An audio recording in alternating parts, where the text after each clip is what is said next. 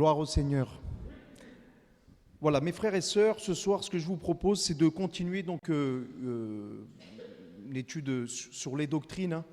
Donc nous avions commencé cette rentrée par les attributs de Dieu. On avait parlé voilà, de la personne de Dieu, la personne du Père, du Fils, du Saint-Esprit. Nous avons parlé aussi des baptêmes, les doctrines des baptêmes. Et ce qui suit, la logique, après la doctrine du baptême dans le Saint-Esprit, que nous avons étudié en plusieurs parties, c'est de parler des dons spirituels. Voilà. Donc on va avoir toute une série là concernant les dons spirituels. Et pour étudier les dons spirituels, nous allons prendre comme texte de base le premier épître aux Corinthiens, la première épître aux Corinthiens, chapitre 12, et nous allons lire les versets 1 à 11. 1 Corinthiens, chapitre 12, versets 1 à 11. Alors ce soir, ce ne sera qu'une introduction. Mais déjà dans l'introduction, il y a pas mal de choses à dire. Et ensuite, nous étudierons les dons spirituels les uns après les autres. Voilà, pour pouvoir un peu creuser dans la parole et découvrir ce que la parole a à nous enseigner à ce sujet. 1 Corinthiens chapitre 12, versets 1 à 11. Pour ce qui concerne les dons spirituels, je ne veux pas, frères, que vous soyez dans l'ignorance. Vous savez que lorsque vous étiez païens, vous vous laissiez entraîner vers les idoles muettes selon que vous étiez conduits. C'est pourquoi je vous déclare que nul, s'il parle par l'Esprit de Dieu, ne dit Jésus est anathème, et que nul ne peut dire Jésus est le Seigneur si ce n'est par le Saint-Esprit. Il y a diversité de dons, mais le même Esprit. Diversité de ministères, mais le même Seigneur. Diversité d'opérations, mais le même Dieu qui opère tout en tous. Or, à chacun, la manifestation de l'Esprit est donnée pour l'utilité commune. En effet, à l'un est donné par l'Esprit une parole de sagesse, à un autre une parole de connaissance selon le même Esprit, à un autre la foi par le même Esprit, à un autre le don des guérisons par le même Esprit, à un autre le don d'opérer des miracles, à un autre la prophétie, à un autre le discernement des esprits, à un autre la diversité des langues, à un autre l'interprétation des langues. Un seul et même Esprit opère toutes ces choses, les distribuant à chacun en particulier, comme il le veut. Amen. Alors dans ce passage des Écritures, l'apôtre Paul nous dit « Je ne veux pas, frères, je ne veux pas, sœurs, que vous soyez dans l'ignorance concernant les dons spirituels, concernant les choses relatives à l'esprit. » Donc si Paul prend la peine d'écrire cela aux Corinthiens, c'est que l'Église, et l'Église de Carcassonne, a besoin aussi d'entendre ces choses, comme chaque Église, parce que nous ne devons pas être dans l'ignorance concernant les choses de l'esprit, nous devons être enseignés à ce sujet. C'est important pour ne pas justement tomber dans des dérives ou occulter, comme certains peuvent le faire, la puissance de l'esprit, les dons manifestés dans l'Église. Nous voulons être équilibrés. Alors déjà, nous devons bien définir ce qu'est un don spirituel. Ça, c'est important. Le mot don traduit le grec charisma. Ok ? Donc, lorsque on lit les Écritures, là, on a une traduction pour ce qui concerne les dons spirituels, etc. Nous, on le lit comme ça. Mais il faut savoir, et là, mon frère, il va faire apparaître une image à l'écran, c'est que le mot don, alors, je ne sais pas si vous voyez bien, pas terrible, je vous l'enverrai sur le groupe pour que vous puissiez le regarder, sur le groupe de l'Église, et très certainement que sur l'enregistrement, il s'affichera mieux. Mais tout ça pour vous dire que le mot don a été ajouté purement et simplement 9 fois dans l'Épître aux Corinthiens, au chapitre 12, 13 et 14. C'est-à-dire que c'est le traducteur qui a pris la liberté d'ajouter le mot don, mais dans le texte original, il n'apparaît pas. Et 5 fois, dans cet épître, le mot don traduit le mot charisma. Charisma, voilà. Alors, si vous avez la Bible, moi j'ai une Bible, c'est la Bible dite à la dite à la Colombe. Voyez. Alors, je ne sais pas si vous avez cette traduction chez vous, mais justement, dans cette traduction qui, à mon sens, est pour moi la plus juste de la traduction française, mais bon, chacun, les autres sont bien aussi, hein. Mais ici, ce qui est intéressant, c'est que vous avez le mot don entre parenthèses. Et quand il est entre parenthèses, c'est justement quand le traducteur avait pris la liberté de l'ajouter. C'est important pour la suite, vous allez comprendre pourquoi. Donc le mot charisma. Le mot charisma, traduit par le mot don, ça a donné le mot en français charisme. On va faire un peu de français ce soir. Voilà. Et je fais attention parce qu'il y a un prof de français là. Donc si je dis des bêtises, je vais avoir 1 heure de colle. Ça a traduit le mot charisme, ça a donné le mot charisme. Alors le mot charisme, qu'est-ce que ça veut dire aujourd'hui dans le dictionnaire? J'ai regardé. Façon que certains ont d'attirer les autres, tel un aimant. C'est ce qu'on dit d'une personne qui a du charisme. Oh, il a du charisme celui-là. Il inspire le respect. Ou alors quelqu'un qui a du charisme, c'est quelqu'un qui a du succès. C'est la qualité d'une personnalité qui a le don de plaire, de s'imposer, ou qui séduit, qui influence, qui fascine les autres par ses discours, ses attitudes, son tempérament, ses actions, sa personnalité, etc. On dit il a du charisme.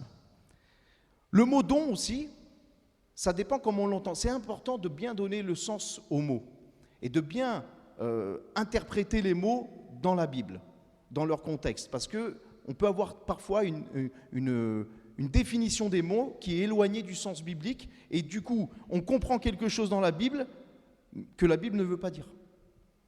Le mot don, si je vous dis « Ah, lui, il a un don », tout de suite, en français, ça nous fait penser qu'il a du talent, une disposition, une qualité, quelque chose qui est inné chez lui, ou encore un pouvoir. Vous avez entendu ça dans le monde, dans la magie, on dit « Ah, il a le don d'enlever le feu, lui ». Ou il a le don de ceci, cela. Bien sûr, ça ne vient pas de Dieu, ça. Voilà, n'allez pas voir un magnétiseur ou un guérisseur. C'est comme cela qu'on l'entend le mot don. Il a un don, il a un super pouvoir, il a quelque chose de surnaturel. Bon, le mot charisme, compris comme cela, et le mot don, compris comme cela, est totalement étranger à la pensée biblique. Ce n'est pas du tout ce que la Bible veut dire. Pourquoi est-ce que j'ai pris le temps de faire afficher cette image pour vous montrer que le mot don, il a été ajouté? Pourquoi est-ce que je prends le temps aussi pour définir le mot charisme, charisma et le mot don?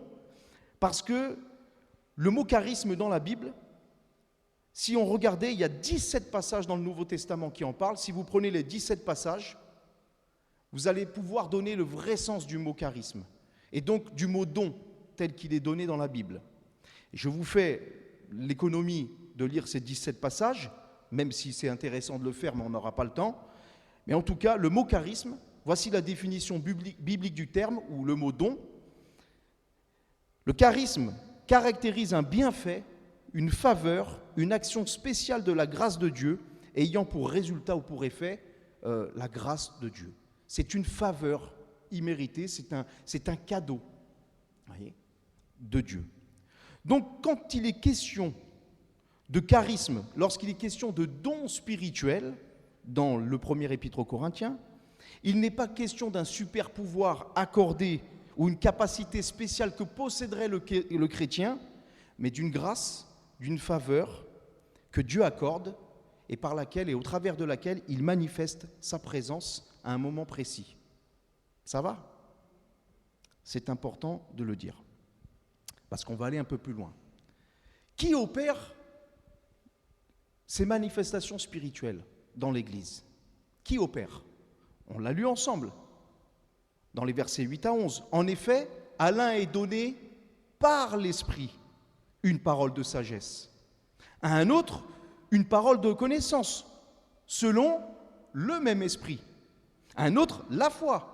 Qui accorde la foi? Le même Esprit. À un autre, le don de guérison. Et ici, le don de guérison, si je peux revenir, ça a été ajouté. Donc, on dirait plutôt des guérisons, des opérations de miracles. C'est le même esprit. Discernement d'esprit, sorte de langue, interprétation de langue, c'est un seul et même esprit qui opère toutes ces choses, qui les distribue à chacun selon sa volonté. Donc nous devons bien être conscients que concernant la manifestation des dons spirituels, ça vient du Saint-Esprit, ça ne vient pas d'un homme. C'est le Saint-Esprit qui les distribue à chacun comme bon lui semble, c'est-à-dire selon sa volonté. Ça veut dire quand il veut, à qui il veut, tout simplement. C'est le Saint-Esprit qui est souverain. N'oublions jamais ces choses. N'oublions jamais ces choses. Et je vais y revenir. Hébreux chapitre 2, verset 4 nous dit « Dieu a appuyé les témoignages donc des apôtres, des disciples, par des signes, par des prodiges et divers miracles, et par les dons du Saint-Esprit. » Et ici, le mot don, ce n'est pas charisme, c'est mérismos qui signifie « il les a partagés ». Il a fait un partage. Le Saint-Esprit a partagé selon sa volonté. La version Semeur nous aide à mieux comprendre le sens de ce texte. C'est important d'avoir plusieurs traductions de vos Bibles pour étudier les Écritures. C'est intéressant d'en avoir 2, 3, 4, 5 pour pouvoir comparer les passages et vous aider à affiner la compréhension des textes bibliques. C'est bien d'écouter les prédications, c'est une bonne chose, mais il faut travailler à la maison aussi pour pouvoir grandir. Il faut étudier aussi à la maison, hein, c'est important. Donc dans la version Semeur, il dit Dieu a appuyé, Dieu a authentifié leur témoignage en y ajoutant le sien, c'est-à-dire en accomplissant toutes sortes de signes miraculeux selon sa propre volonté. Vous voyez, il est là. Selon sa propre volonté de recevoir chacun sa juste part de l'Esprit Saint. Donc il est bien clair que c'est le Saint-Esprit qui distribue, qui partage, qui communique à un moment donné des grâces, des faveurs dans son amour et par amour pour l'Église. C'est à un moment bien précis, donné, on dit sporadique, de façon, voilà, un moment M. Matthieu chapitre 10, versets 19 à 20, vous connaissez tous ce passage. Jésus va avertir les disciples, va dire, quand on vous livrera, ne vous inquiétez ni de la manière dont vous parlerez, ni de ce que vous direz, ce que vous aurez à dire vous sera donné à l'heure même, car ce n'est pas vous qui parlerez, c'est l'Esprit de votre Père qui parlera en vous. Et là, Jésus, il dit, lorsque vous allez être persécutés, menés devant les tribunaux à cause de mon nom, pour votre défense, eh bien, c'est le consolateur, le défenseur qui vous inspirera et qui vous donnera les paroles à un moment bien précis, dans un contexte, une circonstance bien précise. Pourquoi je vous dis ça ? Par exemple, si on parlait du don spirituel, une parole de sagesse. On ne peut pas dire que le chrétien est dépositaire d'un pouvoir, d'une sagesse surnaturelle qui pourrait à tout moment distribuer comme ça. Non, c'est un moment pour sa défense. Et quand on étudiera les dons plus précisément, vous verrez que dans la Bible, on trouve tout un tas de références qui nous aident à mieux comprendre ce qui est une parole de sagesse, une parole de connaissance, etc. Le discernement des esprits, parce qu'il y a tellement de choses qui sont dites là-dessus, mais qu'on ne comprend pas réellement quand on ne va pas chercher dans les Écritures. Donc, quand Jésus il dit ça, il dit c'est à ce moment-là, vous aurez une parole qui vous sera donnée. Donc, ce n'est pas que j'ai un super pouvoir de sagesse, ou un super pouvoir de connaissance, ou un super pouvoir de discernement d'esprit, mais c'est dans un contexte particulier, dans une situation particulière. L'Esprit de Dieu vient et manifeste au travers du croyant sa grâce, sa faveur divine, quelque chose qui est surnaturel, parce que, rappelons-le, les dons spirituels sont de l'ordre du surnaturel. Si je vous donnais des exemples, par exemple, l'apôtre Paul, vous avez lu le livre des Actes, comme moi, je pense. Bon, ben, on voit l'apôtre Paul et on voit les disciples accomplir tout un tas de miracles. Bien sûr, ce n'est pas eux, ils n'ont pas de pouvoir, c'est Dieu qui opère ces miracles, comme nous l'avons lu ici dans Hébreux chapitre 2. C'est Dieu qui opère ces miracles à travers eux. Si l'apôtre Paul, par exemple, avait reçu le pouvoir, le super pouvoir de guérir à sa guise, alors pourquoi n'a-t-il pas retiré son écharde, si on considère que l'écharde était une maladie ou une infirmité? Pourquoi est-ce qu'il a laissé Trophime malade à Milet? Pourquoi est-ce qu'il n'a pas pu soigner Épaphras? Et on pourrait dire plein de choses comme ça, parce que tout simplement, il n'avait pas ce super pouvoir. C'est Dieu qui lui accordait à un moment donné la grâce de pouvoir être un canal pour manifester les dons du Saint-Esprit. Des fois, on peut avoir une certaine mécompréhension de certains versets et croire que, il y a des hommes, ils ont plus de pouvoir que d'autres, ils ont un pouvoir surnaturel. Romains chapitre 1, verset 11, c'est l'apôtre Paul qui dit « Je désire vous voir » aux Romains, pour vous communiquer quelques dons spirituels afin que vous soyez affermis. Vous voyez, quand on lit ce texte-là en français, on peut se dire, tu vois, l'apôtre Paul, il avait un pouvoir, il avait des dons spirituels et il vient pour leur communiquer, il vient pour leur donner. Mais ce n'est pas ce que le texte dit. Paul, il n'a pas un pouvoir magique. Ici, dans le terme grec, c'est qu'il veut dire, c'est plutôt, je viens, je désire vous voir pour partager avec vous quelques grâces, vous voyez, quelques faveurs spirituelles. Parce que l'apôtre Paul, il a la foi dans les dons de l'esprit, il aspire aux dons de l'esprit, il l'écrit même dans le premier épître aux Corinthiens. Donc, il s'attend à cela, il a vu la manifestation, puis c'est un homme rempli de l'esprit, c'est un homme qui recherche les choses de Dieu, les choses de l'esprit. Donc, lui, quand il va rendre visite aux Romains, il s'attend à ce qu'il y ait des grâces, des faveurs divines qui se répandent dans l'Église pour l'édification et le bien de tous. Il veut partager ici ces grâces et ces faveurs. Et parfois, même dans les expressions que nous utilisons, il faut bien que nous les comprenions. Je vous donne quelques exemples. Parfois on dit, Seigneur, il faut exercer les dons spirituels. Ça dépend comment tu l'entends, exercer les dons spirituels. Est-ce que tu entends exercer les dons spirituels dans le fait, j'aspire à ce que l'Esprit manifeste les dons spirituels au travers de moi? Là, ok, c'est biblique. Mais si tu dis, j'exerce les dons spirituels comme si c'était une activité dans laquelle tu t'entraînes, c'est pas ça ce que veut dire la Bible, vous voyez? Ou parfois on peut dire, j'ai reçu un don. Ou tiens, lui il a reçu le don de guérison, lui. Qu'est-ce que tu entends par il a reçu le don de guérison? Est-ce qu'il a reçu un don, un pouvoir magique? Ou est-ce qu'il a reçu, à un moment donné, de façon éphémère, dans une circonstance bien spécifique, une grâce, une faveur de Dieu qui se manifeste à travers lui? Une faveur, une grâce de guérison. C'est la différence, hein? Parce que parfois, on peut être trompé en croyant que tel homme il a un pouvoir de guérison, tel homme il a un pouvoir de discernement des esprits, tel homme il a un pouvoir de prophétie, de dérouler des prophéties à la commande, vous savez. Alors lui il va me dire quelque chose. Mais non. Ou alors développer son don, développe ton don.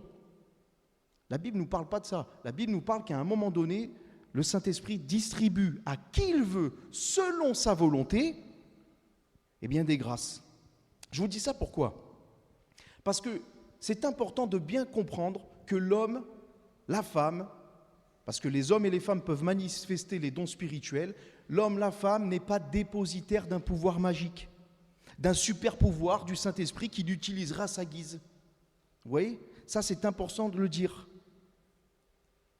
Comme quelque chose qui serait en nous et qu'il faudrait développer. Non, pas du tout. Et c'est pour ça que je vous mets en garde régulièrement concernant les inepties qu'on peut entendre à travers le monde entier et qui vient de plus en plus en France avec jeudi, c'est la soirée de la délivrance, samedi, c'est le samedi de la guérison, dimanche, c'est le dimanche de ceci, c'est le dimanche de cela. Mais, mes frères et sœurs, qui est souverain dans l'Église pour distribuer les dons spirituels selon sa volonté? Qui? Il n'y a pas de piège, c'est le Saint-Esprit, on vient de le dire. Donc ici, qui suis-je moi, homme, pour dire jeudi, c'est délivrance au Saint-Esprit? C'est moi qui donne des ordres au Saint-Esprit maintenant? Mais vous voyez, c'est important de prendre les textes bibliques. Maintenant, on a inversé les rôles. Et je parle pour les pentecôtistes. Chez les pentecôtistes, maintenant, c'est nous qui donnons des ordres au Saint-Esprit. Fais ceci, fais cela, et à ma guise, et guéris. Et je dis, Saint-Esprit, je dis dans le programme de l'Église, là, je l'ai annoncé, j'ai annoncé c'est délivrance. Et vendredi, c'est guérison, Saint-Esprit. Donc tu ne nous mets pas un plan, Saint-Esprit. Mais on est qui? Mais c'est de l'orgueil, mes frères et sœurs. Ce n'est pas nous qui allons dire au Saint-Esprit comment faire, c'est lui qui les distribue quand il veut. Nous, on doit aspirer. Et si le Saint-Esprit nous fait une grâce, une faveur d'accorder une guérison, d'accorder un discernement, d'accorder une parole de connaissance, d'accorder une prophétie, gloire à Dieu. Mais en aucun cas, c'est nous qui devons diriger le programme. Ou alors de se dire, ah, je vais aller à telle église parce que lui, il a reçu le don de guérison. Et donc, quand lui, il est là, les gens, ils sont guéris. C'est qui? C'est quoi? C'est un guérisseur? On va voir qui. Ah, lui c'est prophète un tel, donc lui, il va prophétiser, il va dire, c'est qui? Si tu vas voir qui est un voyant. Il a une boule de cristal. Il est distributeur de prophéties. À sa guise, le gars. C'est pas ce que la Bible nous enseigne. D'ailleurs, par la suite, on parlera des ministères aussi. On verra ce qu'est un prophète dans le Nouveau Testament, dans les Écritures. Et ça peut être très éloigné aussi de l'idée qu'on se fait d'un prophète aujourd'hui. Et on peut parler de tous les ministères d'ailleurs. des 5 ministères dont. Alors j'ai envie de vous dire, il y aurait peut-être une exception concernant les dons spirituels, mais ça on y viendra quand on parlera avec plus de profondeur concernant le parler en langue, parce qu'il y a le parler en langue, puis il y a le parler en langue avec interprétation. Certes, le parler en langue reçu au moment du baptême dans le Saint-Esprit, dans le but de s'édifier soi-même, celui-là peut se faire dans une communion intime avec le Seigneur, et qui déborde d'un cœur rempli de l'Esprit, etc. Donc j'ai envie de dire, celui-ci, on peut le manifester librement, prier librement. Mais on y reviendra, je ne vais pas m'étendre là-dessus. Mais tous les autres dons, ou même le parler en langue comme associé à une interprétation qui a teneur de prophétie, on ne peut pas le déclencher volontairement, ça doit venir de l'Esprit de Dieu. Vous comprenez ? C'est important de bien poser ces choses, pour ne pas attribuer la gloire à un homme, mais bien de l'attribuer à Dieu. Le chrétien n'est qu'un instrument, n'est qu'un canal pour manifester la présence de Dieu, l'amour de Dieu. Ça, c'est pour ça aussi les dons spirituels. Lorsqu'il y a un don spirituel, c'est merveilleux. Quand il vient de Dieu, hein. Je ne parle pas des dons spirituels qui peuvent être inventés ou j'en sais rien. Bon, ça regarde les personnes avec Dieu. S'il veut inventer pour se montrer, c'est son problème. Mais quand un don spirituel vient de Dieu, quand une parole de sagesse est donnée, quand une parole de connaissance est donnée, quand une prophétie est donnée, quand il y a une guérison, quand il y a un miracle, quand il y a un discernement, quand il y a une foi qui transporte les montagnes, c'est glorieux. Parce que Dieu, au travers cela, montre qu'il est présent dans l'Église, qu'il est vivant, qu'il est tout-puissant et qu'il aime l'Église. N'oublie jamais que Jésus aime l'Église. Jésus aime son épouse, Jésus aime sa fiancée et il répand ses dons. Le Saint-Esprit répand ses dons. Le Saint-Esprit nous laisse aussi la liberté, parce que le Saint-Esprit nous donne le choix. Non seulement il veut manifester sa présence, sa puissance, il veut se servir de nous, mais il nous demande notre accord aussi. Nous soyons disposés, nous ayons un cœur disposé. Nous ayons aussi du temps à lui consacrer pour rechercher sa face, rechercher la face de Dieu et de pouvoir chercher ces choses, aspirer à ces choses. Le Saint-Esprit nous laisse aussi le contrôle. Vous savez, quand quelqu'un apporte une prophétie, il y a toujours une part d'imperfection, parce que le Saint-Esprit communique la pensée qu'il veut donner et l'homme ou la femme va l'exprimer avec ses mots. Et c'est pour ça que parfois il peut y avoir des petites imperfections. Parce qu'il y a la partie spirituelle, et on y reviendra quand on parlera de l'interprétation, et puis il y a la partie de l'homme aussi. Le Saint-Esprit travaille en collaboration avec nous, et nous devons travailler en collaboration avec lui. 1 Corinthiens chapitre 14, versets 32 à 33. Les esprits des prophètes sont soumis aux prophètes, car Dieu n'est pas un Dieu de désordre, mais de paix, comme dans toutes les églises des saints. Donc lorsque le Saint-Esprit nous communique quelque chose, vous savez que vous pouvez recevoir même une pensée du Seigneur, par exemple, si on reste dans la prophétie, ou une parole de connaissance, et vous pouvez par exemple ne pas la porter. Parce qu'à un moment donné, vous craignez, ou peut-être par un manque de foi, ou par crainte de, je ne sais pas, ou par est-ce que ça vient vraiment de toi, peu importe, mais c'est possible. Peut-être ça ne vous est jamais arrivé, moi ça m'est déjà arrivé de recevoir des pensées de Dieu, de ne pas la porter, et après, le pasteur il prêche et c'était pile poil. Ça tombait ça. Ou quelqu'un va le dire à ma place. Et je dis, oh, j'aurais dû le donner. Alors après, on va voir le frère, en fait, tu sais, hein, j'avais la même pensée. Bon, ben, ça fait toujours du bien. Mais si on l'avait donné au moment même, c'était encore mieux. Hein, bien sûr. Mais quelque part aussi, nous apprenons par là à savoir discerner quand c'est la voix de l'esprit, quand c'est notre voix à nous. Hein. Donc il ne faut pas se culpabiliser, se flageller à excès, mes frères et sœurs. Mais au contraire, se dire, tiens, là, le Seigneur m'a montré la différence. Hein, cette parole, quand elle peut venir sur nous et qu'elle est dans notre cœur, là, que ça brûle, et on dit, mais d'où elle me vient cette pensée? Bon, on en parlera quand on parlera des dons spirituels. Mais en tout cas, tout ça pour vous dire que le Saint-Esprit collabore en accord avec nous. C'est pour ça aussi que c'est important de dire que l'esprit des prophètes est soumis aux prophètes et qu'on ne perd pas le contrôle quand on est rempli ou quand on est sous la puissance ou qu'on manifeste la puissance du Saint-Esprit. On ne perd pas le contrôle. On est toujours conscient. On garde le contrôle aussi des choses. Même s'il peut y avoir des signes extérieurs d'émotion, des larmes, ou je ne sais pas, mais on garde le contrôle. C'est aussi une des façons par lesquelles nous pouvons reconnaître si c'est une manifestation de l'esprit ou une manifestation satanique. Quelqu'un qui est possédé et qui va manifester, et qui va trembler, qui va perdre le contrôle et qui va plus... Là, c'est différent. Parce que l'ennemi, lui, quand il possède une âme qui n'est pas convertie, je rappelle, eh bien, il peut l'agiter comme une marionnette. Mais le Saint-Esprit, il ne fait jamais ça. Le Saint-Esprit, comme disait Donald G., c'est un gentleman. Et donc, il demande la permission. Il travaille en collaboration. C'est pour ça que quelqu'un qui va dire « Ah, moi, je ne peux pas me retenir. Ah, j'ai tremblé, j'étais là, je me suis roulé par terre sous l'onction de l'Esprit. Je ne pouvais pas me retenir. » Non. Ce n'est pas vrai, ça. C'est possible. Il y a deux solutions. Soit ce n'était pas l'Esprit de Dieu, soit c'est ta chair. Mais l'esprit des prophètes est soumis aux prophètes. Et Dieu est un Dieu d'ordre et de bienséance. Pas un Dieu de Zumba ou je ne sais pas quoi. Hein? Je sais que dans l'église, il y a quelques zèbres parfois, mais ce n'est pas un zoo, l'église. Alors, vous allez me dire, oui, mais quand même, tu nous dis que l'homme, il n'a pas de pouvoir, tout ça, mais on a vu quand même des hommes de Dieu au travers desquels se manifestaient, par exemple, les guérisons. Donc quand même, cet homme, il avait quelque chose. Attention, on l'a vu, l'homme n'est pas dépositaire d'un don, il ne peut pas l'exercer à sa guise, et on a plein d'exemples dans le Nouveau Testament, mais il peut y aspirer, il peut prier pour cela. Il peut prier pour que l'Esprit l'utilise et manifeste au travers de sa vie ses 9 dons. Et d'ailleurs, les Écritures nous enseignent à y aspirer, à les rechercher avec zèle, à avoir foi dans ces choses.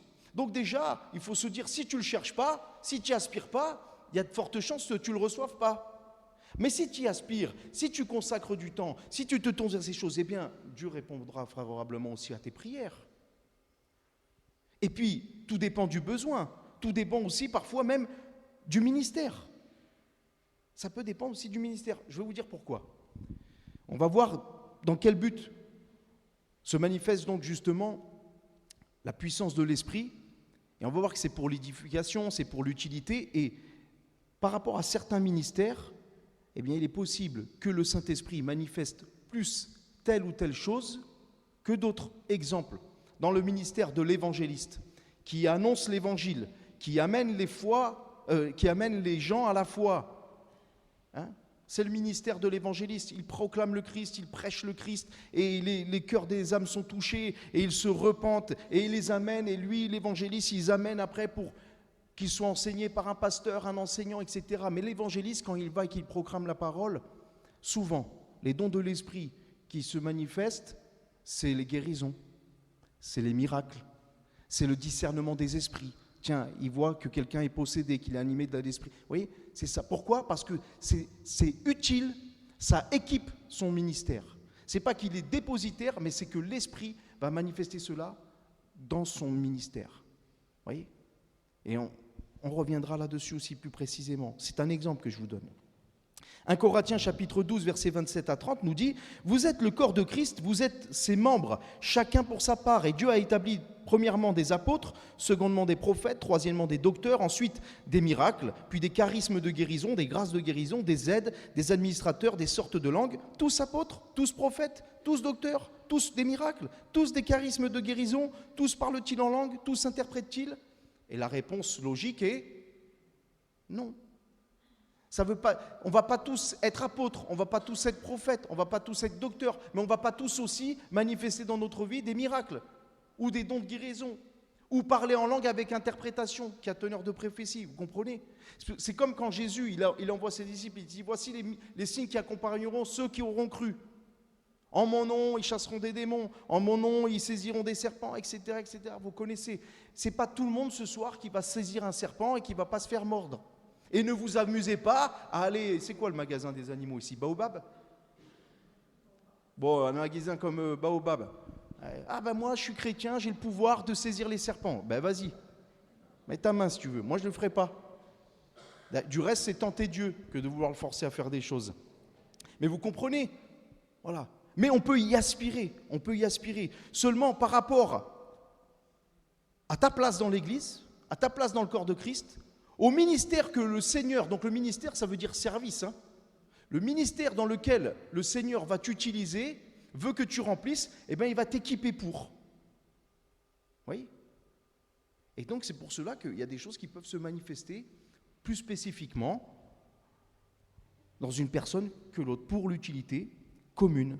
Parce que c'est ce que nous dit 1 Corinthiens chapitre 12, verset 7. Quel est le but des manifestations de l'Esprit ?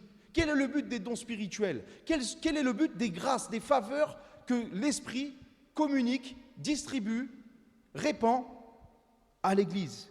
Eh bien, c'est l'utilité commune. C'est pour être utile, pour la communauté. Vous voyez, la parole de Dieu, elle nous rappelle, elle nous enseigne à être ensemble. C'est en commun qu'on se réunit. Trop de gens croient aujourd'hui qu'ils vont vivre des choses merveilleuses tout seuls devant leur écran de télé, leur écran d'ordinateur. Moi, je dis c'est bien.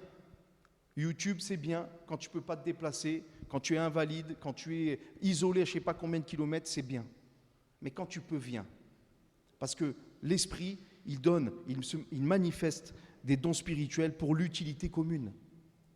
Et moi, je crois que dans une réunion de prière, le Seigneur, il a une parole pour toi.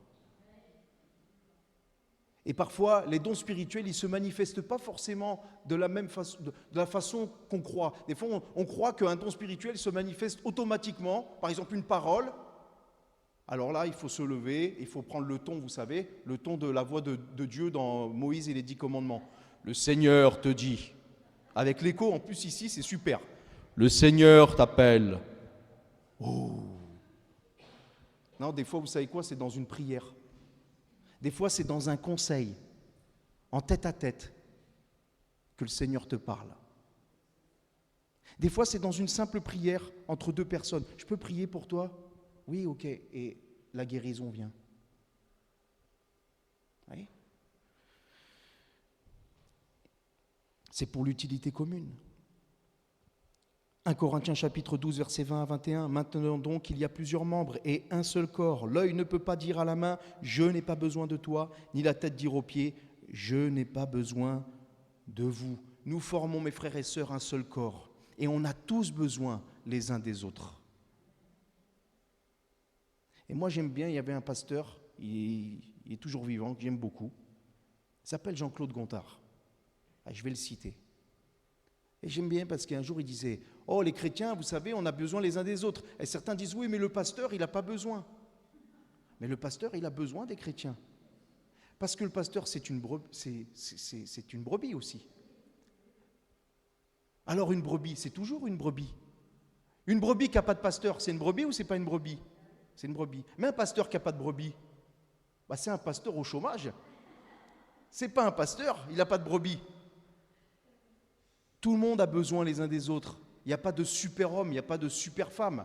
Il y a juste des brebis du Seigneur qui dépendent déjà de la tête du divin berger et qui dépendent les uns des autres et qui ont une utilité dans le corps de Christ. Je le dis, peut-être que toi c'est l'oreille, pas pour écouter les ragots, hein, ou toi c'est la langue, pas pour calomnier, critiquer.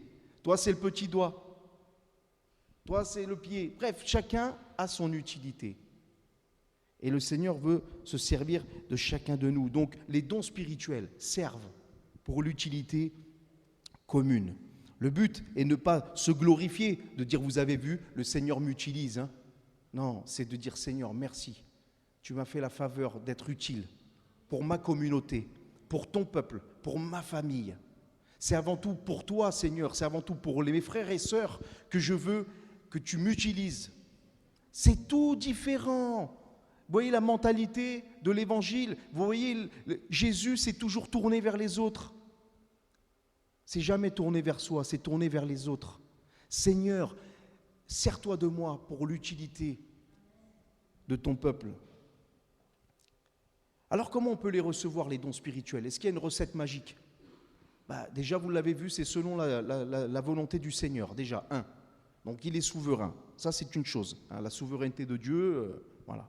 Mais quand même, il y a certaines attitudes aussi qui sont importantes. C'est déjà avoir la foi et l'humilité pour les recevoir. La foi, pourquoi ? Parce qu'il faut y aspirer, il faut y croire. L'humilité, pour se dire, c'est pas parce que je suis super chrétien que je vais le recevoir. Ah, moi, tu vois, j'ai 15 ans de conversion, et puis je vais à toutes les réunions, et puis je jeûne 2 fois la semaine, et puis je donne la dîme de tous mes revenus. Puis ça me rappelle la parole de quelqu'un, ça, dans les évangiles. C'est pas ça. C'est de toute façon, c'est une grâce, c'est un cadeau, c'est immérité. C'est pas en fonction de sa super sainteté que tu reçois un don spirituel. C'est juste en fonction de ton humilité, ta disposition et de ta foi aussi, entre autres. Romains chapitre 12, versets 3 à 6. Par la grâce qui m'a été donnée, je dis à chacun de vous de ne pas avoir de lui-même une trop haute opinion, mais de revêtir des sentiments modestes, selon la mesure de foi que Dieu a départie à chacun. C'est intéressant de voir que Paul parle de ceci, et il associe cette attitude de cœur aussi aux dons, aux grâces que le Seigneur répand. Nous avons plusieurs membres dans un seul corps, et tous les membres n'ont pas la même fonction. Ainsi, nous qui sommes plusieurs, nous formons un seul corps en Christ, et nous sommes tous membres les uns des autres. Puisque nous avons des dons, charismas, des grâces, des faveurs différents, selon la grâce qui nous a été accordée. C'est-à-dire que personne ne se glorifie. Seigneur, tu m'as accordé une grâce, c'est un cadeau, c'est par pure bonté. Celui qui a reçu une grâce de prophétiser, qui a reçu donc celui qui a le don de prophétie, qui a reçu une grâce, une faveur de pouvoir apporter une prophétie, l'exerce selon l'analogie de la foi. Voilà, tout simplement. Et vous voyez, c'est pour ça que c'est un peu intéressant de voir certaines traductions différentes et de bien donner le sens aux mots pour ne pas se perdre dans des fausses doctrines ou fausses conceptions de ce que sont les dons spirituels. Je vous le dis, les manifestations spirituelles, ce n'est pas donné par un degré de sainteté. C'est pour cela que parfois ça peut nous troubler, parce qu'on peut se dire, mais attends, il y a une personne là, elle a manifesté un don spirituel, mais tu as vu sa vie ? Eh ouais. Et pourquoi le Seigneur, des fois, il agit comme ça ? Il est souverain. Mais attention, parce que lorsqu'on a une vie qui n'est pas en règle avec Dieu, et qu'on manifeste un don spirituel, parfois il peut même être, il ne peut même pas être pour l'utilité commune, parce que finalement, personne ne va y donner du crédit. C'est encore autre chose, c'est encore un autre sujet. Mais en tout cas, la Bible nous enseigne d'aspirer au don spirituel. 1 Corinthiens 12, 31. Ayez du zèle. 1 Corinthiens chapitre 12, verset 31. Ayez du zèle pour les charismes les meilleurs, pour les grâces les meilleures. Ayez du zèle. Et l'apôtre Paul nous invite à aspirer à la prophétie. Ayez du zèle. Ça veut dire quand même quelque chose. Et soyez fervents. Cherchez ces choses avec ferveur. 1 Corinthiens 14, verset 1. Recherchez l'amour, ayez aussi du zèle ou aspirez pour les manifestations spirituelles, les dons spirituels, mais surtout à celui de prophétie. Il faut rechercher, il faut demander à Dieu avec persévérance. Ce passage, il me fait toujours penser à un témoignage personnel, qui n'est pas pour ma gloire, et encore heureux, mais qui est pour la gloire de Dieu. Je connaissais un peu les églises pentecôtistes avant de me convertir, et j'avais déjà vu des gens parler en langue et des manifestations, et j'ai dit, mais ils sont fous ces gens, c'est détordu ces gens, ils inventent. Bon, j'ai vu des choses, voilà. Puis je me suis converti dans une église, une assemblée de Dieu, et j'allais aux réunions d'évangélisation, et puis il n'y avait pas forcément de parler en langue, pas d'interprétation, pas de choses bizarres pour moi. Alors je dis, c'est pas mal ici, c'est bien, cette église elle est bien. Puis je commençais à aller un peu plus aux réunions, puis je commençais à voir d'autres choses. Et je dis, mais ils font pareil qu'ailleurs, en fait. Ils sont fous, ces gens. Et je voyais toujours la même personne qui donnait un parler en langue, et toujours la même personne qui interprétait, ou du moins souvent. Et je dis, mais qu'est-ce que c'est que ce cinéma-là ? Ah oui, j'étais catégorique. Hein. Alors j'ai parlé à ma femme, je fais, tu sais quoi ? C'est des bandits, là aussi. Les menteurs, ils font un sketch, ils sont fous ces gens. Je fais, écoute-moi, je vais prier et je vais demander au Seigneur qu'il me conduise dans une autre église, qu'il me montre. J'ai prié, je me suis tenu devant le Seigneur, j'ai jeûné, j'ai prié, j'ai cherché la face de Dieu. Ma femme, à cette époque-là, travaillait le dimanche matin encore, et j'étais au culte, elle n'était pas présente. Et je vais au culte, et j'arrive. Et quand je suis arrivé au culte, je suis arrivé, mais vraiment avec Une mentalité de dire, allez, que le spectacle commence maintenant. Allez-y, allez, commencez, allez, j'attends. Et j'ai dit à ma femme, si c'est le même sketch, je vais à la fin de la réunion, je vais voir le pasteur et je lui dis, écoutez, ça, c'est pas pour moi, donc je m'en vais. Vous êtes des tordus. Et j'allais le faire. Je m'assois, vous savez, bien orgueilleux comme ça, allez, vas-y, je t'ai repéré, toi, c'est toi qui vas commencer. Et personne ne parle. Pas un don spirituel. Et le pasteur, il était là. C'est Christian Lévy, le pasteur. C'était mon pasteur. D'ailleurs, il devrait venir bientôt ici. Il donne une prophétie et il dit, tu dis que c'est toujours les mêmes personnes qui parlent et qui interprètent dans l'Église. Mais qui es-tu pour juger mon Église ? Repens-toi et toi aussi aspire aux dons spirituels et particulièrement à la prophétie. Je suis resté blanc comme un cachet d'aspirine, comme disait ma mère sur la chaise. Blanc. J'ai rien dit, bien sûr, j'ai été voir personne à la fin. J'ai juste été voir ma femme, j'ai fait, il m'est arrivé un truc de fou ce matin. Je suis humilié. Je suis qu'un orgueilleux.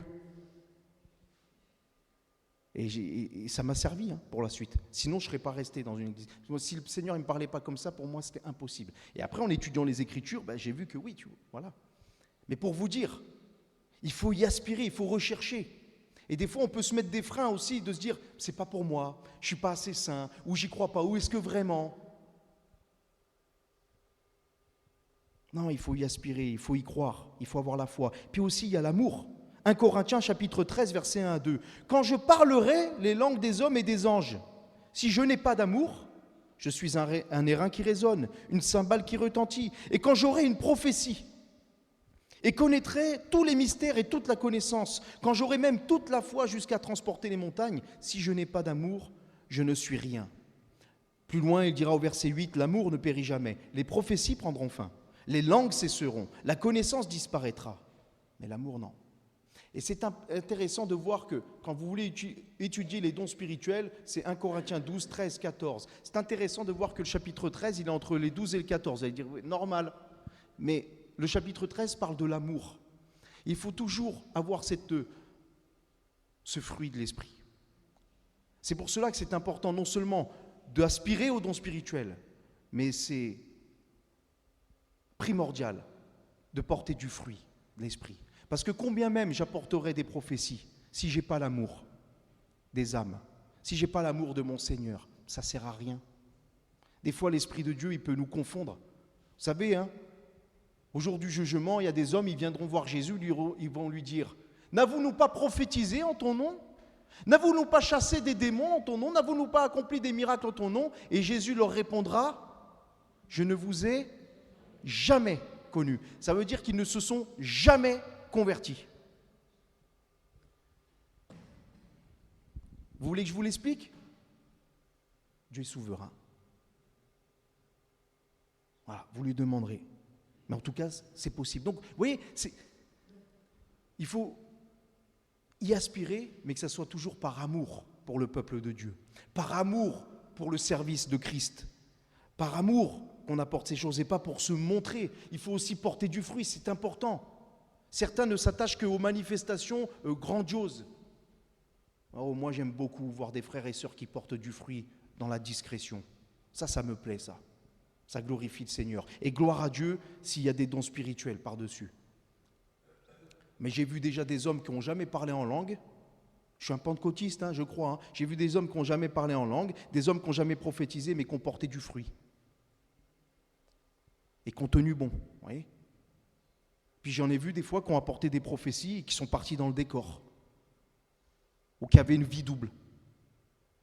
Alors c'est quoi le mieux ? Le mieux, c'est de porter du fruit et que l'Esprit aussi manifeste ses dons au travers de nos vies. Le mieux, c'est les deux, mes frères et sœurs. Mais ça se fait avec l'amour, ça. L'amour, c'est quoi ? C'est diriger vers l'autre, c'est pour l'édification de l'assemblée. 1 Corinthiens chapitre 14, verset 12. De même, puisque vous êtes zélés pour les manifestations, pour les dons spirituels, puisque vous aspirez aux dons spirituels, que ce soit pour, pas votre gloire, pas pour qu'on vous regarde, pas pour qu'on dise, oh là là, lui, non, que ça soit pour l'édification, la construction de l'Église. Et c'est pour cela que vous devez chercher à en posséder abondamment. Ça veut dire que lorsque nous prions le Seigneur, oui, la Bible elle nous enseigne à prier. Lorsque nous cherchons au don spirituel, l'attitude de cœur, elle doit être celle-ci. Seigneur, accorde-moi des dons spirituels pour que ton peuple soit édifié, pour que ton peuple soit béni, pour que ton peuple voie ta puissance et ta gloire au milieu de nous. Pas pour moi, Seigneur, pas pour moi, pour ta gloire. Seigneur, je veux vivre ces choses parce que c'est ta parole qui nous l'enseigne, parce que c'est ta parole qui nous appelle à aspirer. C'est un commandement, aspirer au don spirituel. Ça ne veut pas dire le délaisser, c'est aspirer, c'est un commandement. Aspirer, chercher à en posséder abondamment. Parce que c'est merveilleux lorsqu'il y a des dons spirituels qui se répandent dans l'Église. C'est glorieux. Alors ce n'est pas forcément ça qui va convertir, mais quand même, ça peut susciter la foi aussi. Imaginez-vous, quelqu'un, il rentre ici avec des béquilles ou un fauteuil roulant et d'un coup, il est guéri. Pas forcément même quand on lui impose les mains, même au milieu de la prédication, il est guéri. Mais gloire à Dieu. Mais les chaises qu'il y a dans le cabanon là-haut, René, on va tous les descendre, les chaises. Alors après, il faut s'attacher à la parole aussi, hein. Parce que des fois, il y a juste le miracle, puis une fois que le miracle est retombé, il y en a, c'est la foi, c'est comme un soufflet, vous savez. Et après, vous percez, ça peut arriver, pas toujours. Mais souvenez-vous, un exemple biblique, les 10 lépreux, sur les 10 qui ont été guéris, combien sont venus rendre gloire au Seigneur? 1. Ça ne fait pas une grosse statistique, hein. C'est pour se mettre au service des autres. 1 Pierre chapitre 4, versets 10 à 11. Comme de bons dispensateurs des diverses grâces de Dieu, que chacun de vous mette au service des autres le don qu'il a reçu. Comme il a reçu une vision, pas quelque chose qu'il possède, mais je l'ai reçu, c'est pour les autres. J'ai une parole, c'est pour les autres. Oh, c'est bon, une parole qui bénit, hein. Une parole qui avertit aussi du danger, c'est bon, hein. Une parole de connaissance, c'est bon. Une parole de sagesse, c'est bon. C'est bon, hein, quand elle vient de Dieu et qu'on la reçoit. Si quelqu'un parle, que ce soit comme annonçant les oracles de Dieu, si quelqu'un remplit un ministère, qu'il le remplisse selon la force que Dieu communique, afin qu'en toute chose, Dieu soit glorifié par Jésus-Christ, à qui appartiennent la gloire, la puissance au siècle des siècles. Amen. Et puis aussi, il nous faut avoir quelle attitude face aux dons spirituels? J'ai bientôt terminé. Il nous faut être équilibrés. Et c'est pour cela qu'il nous faut étudier les Écritures, mes frères et sœurs. C'est pour cela que moi, j'aime beaucoup enseigner la doctrine. Parce que la doctrine, ça nous préserve. Il y a des messages pour édifier, il y a des messages pour encourager, il y a des messages pour reprendre. Il y a des messages pour évangéliser, puis il y a des messages pour nous enraciner. Tout est bon. Hein? Le plat, il doit être varié. Un peu de féculents, un peu de légumes, un peu de protéines, un produit laitier et un petit dessert. Un carreau de chocolat noir, 70% de préférence. Pas trop de sucre. Vous voyez, tout est important. Hein? La doctrine, c'est important. 1 Corinthiens chapitre 14, verset 29, pour ce qui est des prophètes, que 2 ou 3 parlent et que les autres jugent. Et peut-être que dimanche matin, on répondra à cette question, un chrétien doit-il juger? Je ne sais pas encore, je vais voir. J'hésite. Mais il faut que je me dépêche parce que l'heure avance et des fois je suis à la dernière minute et je dis bon alors c'est lequel, bon. Mais bon, on verra. Peu importe. 2 ou 3 parlent et que les autres jugent. Ça veut dire qu'il faut examiner ce qui est dit aussi. Il ne faut pas tout gober. Hein? Ce n'est pas parce qu'il y a quelque chose qui est dit que « Ah bah c'est bon, je vais le gober ». Il a dit non, il faut examiner, déjà voir si c'est biblique. Ça c'est important. Discerner. Et puis des fois aussi avoir un peu de patience parce que parfois ça peut être aussi un don spirituel, il peut être apporté imparfaitement, des fois ça peut dériver ou des fois ça peut répéter 15 000 fois la même phrase pour dire la même chose. Donc bon voilà, il faut avoir un peu de compassion aussi, oui, il y a un peu de tout. Mais il faut bien discerner. Et ça c'est la parole de Dieu. 1 Thessaloniciens chapitre 5 versets 19 à 21, n'éteignez pas l'esprit, ne méprisez pas les prophéties, mais examinez toutes choses. Retenez ce qui est bon. Examinez toutes choses, retenez ce qui est bon. Voilà. Ça, c'est important. Donc là, il est question de la prophétie, mais parfois, quand il y a un miracle, il faut examiner aussi. Ah, la Vierge, elle est apparue à Lourdes, c'est un miracle. Examine. Examine, voir si c'est conforme aux Écritures que la Vierge elle apparaît à Lourdes ou à Fatima. Examine. Je ne sais pas si vous avez déjà lu le discours. Moi, je l'ai déjà lu, je me suis été intéressé sur ça, sur ce que la Vierge, entre guillemets, hein, bien sûr, a pu dire à Fatima. Fatima, c'est une ville au Portugal. Et aujourd'hui, c'est une ville de pèlerinage. Attention, il y a des bus, il y a tellement de choses là-bas. Et je me suis intéressé, penché sur ce que le discours de la soi-disant Vierge a pu prononcer à ses 3 enfants au Portugal. Je peux vous dire que quand vous lisez les lettres, vous pouvez les trouver sur Internet, hein, librement. Quand vous lisez les lettres, par exemple, quand elle va dire mon fils m'a envoyé pour vous dire que maintenant c'est moi que vous devez prier, que vous devez croire, ou quelque chose comme ça. Anti-biblique. Et qu'est-ce qui nous donne du discernement face aux dons spirituels? Le spectaculaire, le miraculeux, nous savons que Satan se déguise en ange de lumière et que lui-même il peut faire des prodiges exceptionnels. Nous savons même qu'il peut y avoir des miracles mensongers. Donc, est-ce que c'est le spectaculaire? Non. C'est les Écritures qui nous donnent le discernement. Donc oui, examinez à la lumière des Écritures. Tiens, j'ai entendu une prophétie. Une fois, je me souviens. Il y avait un frère, il a fait une prophétie. Et puis il disait, il parlait un peu de la fin des temps. Et il dit, et le Seigneur, il vient sur son cheval blanc et il a un arc. Et il développait sur l'arc. Bon, c'est bien, frère. Mais celui qui est sur le cheval blanc avec un arc dans l'Apocalypse, c'est Satan.